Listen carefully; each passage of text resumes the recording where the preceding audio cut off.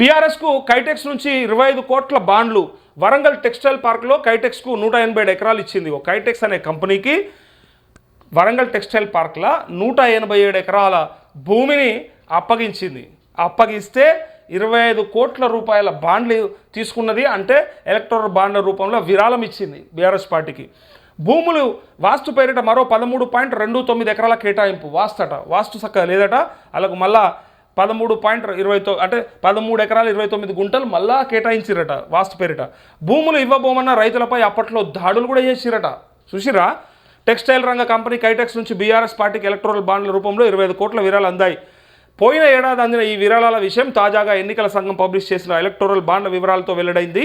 అయితే Kitex company Warangal Kakatiya mega textile పార్క్లో 200 ఎకరాల భూమిని పొందడం, అప్పట్లో రైతులపై దాడులు చేసి బలవంతంగా భూములు తీసుకున్నారన్న ఆరోపణలు రావడం ఇప్పుడు చర్చనీయాంశంగా అయింది. వరంగల్ జిల్లా గీసుకొండ మండలం షాయంపేట హవేలీ సంఘం మధ్య అప్పటి రాష్ట్ర ప్రభుత్వం కాకతీయ మెగా టెక్స్టైల్ పార్క్ని స్టార్ట్ చేసింది. పార్కులో పరిశ్రమల ద్వారా ప్రత్యక్షంగా పరోక్షంగా 60,000 మందికి ఉపాధి అవకాశాలు కల్పించాలని నిర్ణయించిందంటూ ఇగో ఏ కంపెనీలు ఎంతెంత ఇచ్చిందో ఒకసారి చిన్న డేటా ఉంది మన దగ్గర. ఎక్కువ ఇచ్చినవి కొన్ని చూద్దాం. ఇట్లా మెగా ఇంజనీరింగ్ ఎవరు? కాళేశ్వరం కట్టిన పెద్ద మనిషి 150 కోట్లు ఇచ్చిండట విరాళంగా. చూడురి, చూడురి, ఆ ఫిగర్లు చూడురి, ఆ కంపెనీల పేర్లు చూడుర్రి, వాళ్ళు చేసిన పనులు చూడుర్రి. చివరికి ఏ కంపెనీ ద్వారా బీఆర్ఎస్కి ఎంత విరాళం వచ్చిందో చూస్తే అసలు బీఆర్ఎస్ చేసిన పనులు ఏంటి, వాళ్ళు కుమ్ముక్కైన విషయాలు ఏంటి అన్నీ కూడా బయటకు వస్తాయి. యశోద సూపర్ స్పెషాలిటీ హాస్పిటల్ 94 కోట్లు ఇచ్చింది. ఏం అవసరం? యశోద హాస్పిటల్ బీఆర్ఎస్కి తిరిగి బాండ్ల రూపంలో విరాళం ఇవ్వాల్సినంత అవసరం ఏమో చెప్పాలి.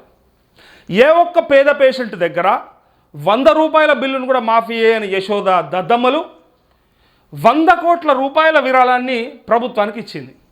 ఇది అర్థమైతే లేదు, ఇది తెలుస్తలేదు. పేదోడు బిల్లు కట్టలేడని డెడ్ బాడీని కూడా ఇంట్లో హాస్పిటల్లో పెట్టుకుంటారు, ఇంటికి పంపించారు.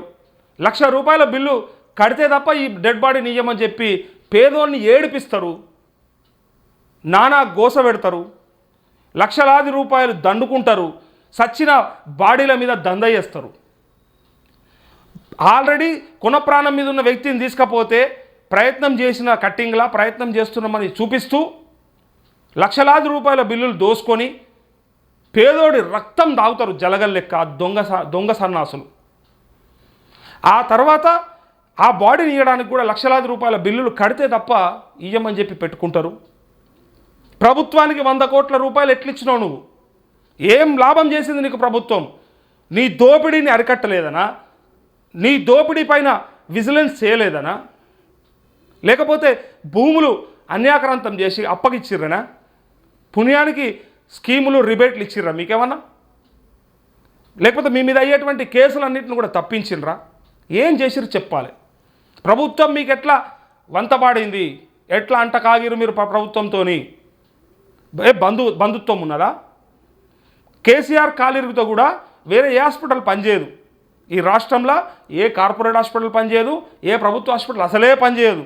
చక్కగా యశోదాకే పోవాలి. యశోదాకి మీకున్న సంబంధాలు ఏంది, లింకులు ఏందంటే అందరికీ తెలుస్తుంది. ఇక అది ఒకటే సామాజిక వర్గం, ఒకటే లెక్క, ఒకటే వాళ్ళ బంధుత్వం, లోపాయికార ఒప్పందం.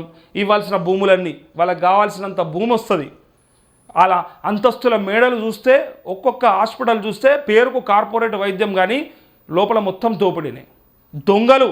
ఆరోగ్యశ్రీలో ఒక్క బెడ్ ఇవ్వమంటే ఇవ్వరు, పేదోడు సస్తుండంటే పట్టించుకోరు, మాకు బిల్లులు వస్తలేవు, మేము జాయిన్ చేసుకోలేం.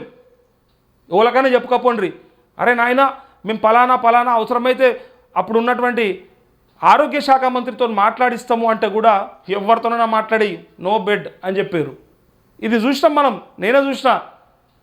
ఇట్లా ఉంది సమస్య. పేదోడు ఆరోగ్యశ్రీలో ఆపరేషన్ కావాలి, గుండె నొప్పి వచ్చింది, మరి యాంజియోగ్రామ్ చేస్తారా లేకపోతే ఆయనకు స్టంట్ వేస్తారా, తర్వాత ఓపెన్ హార్ట్ అవసరమవుతుందా, కొంచెం చూడుర్రి అంటే మేము చేస్తుంటిమి, ఇప్పుడు చేయం డైరెక్ట్గా చెప్పారు. ఆ ధైర్యం మన ఒక్కనికే ఉంది, యశోద ఒక్కనికే ఉంది. ఎందుకోసం అంటే 100 కోట్ల విరాళం ఇచ్చింది కాబట్టి ఆ పార్టీ కానీ ఆ ప్రభుత్వం కానీ వాళ్ళని ఏం చేయలేదన్న ఒక భావన తప్ప. డెఫినెట్గా ప్రభుత్వంతో వాళ్ళకు ఉన్నటువంటి ఒప్పందం క్విడ్ ప్రోకో నాకు నువ్వు భూముల్ని తక్కువ రేటుకి అప్పయెప్పు, నేను వాటితో దందా చేసి వ్యాపారం చేసి నీకు విరాళాల రూపంలో ఇస్తామని చెప్పి అదొక పెద్ద స్కామ్ అది.